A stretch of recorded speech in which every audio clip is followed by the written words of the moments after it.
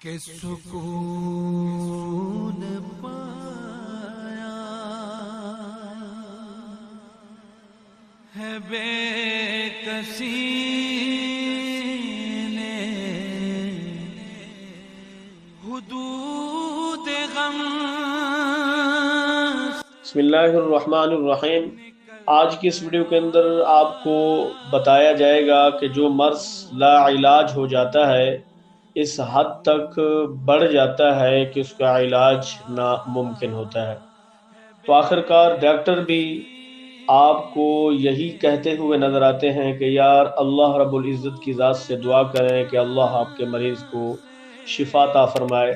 تو آخری حد ڈاکٹروں کی بھی یہی ہوتی ہے، اور میں اکثر مشاہدہ ہے میرا کہ میں نے دیکھا ہے کہ جو عام مرض ہوتی ہے اس سے تو بندہ شفا یاب ہو جاتا ہے عام ادویات کھانے کی وجہ سے، تو جو دائمی مرض ہے اس سے اللہ ہی کرم کرے تو اللہ رب العزت اسے بندے کو شفا عطا فرماتا ہے، وگرنہ چھٹکارا بہت مشکل چیز ہے۔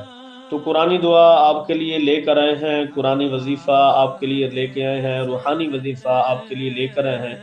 تو آپ قرآن مجید فرقان حمید کی سورہ قمر شریف پارہ نمبر 27 اور آیت نمبر 10 کو 313 مرتبہ، یعنی 313 مرتبہ آپ ان آیت مقدسہ کو پڑھ کر آسمان کی طرف پھونک دیا کریں، تو انشاءاللہ تعالی اللہ کے فضل سے اللہ رب العزت آپ کو اس لا علاج مرض سے شفا عطا فرمائے گا۔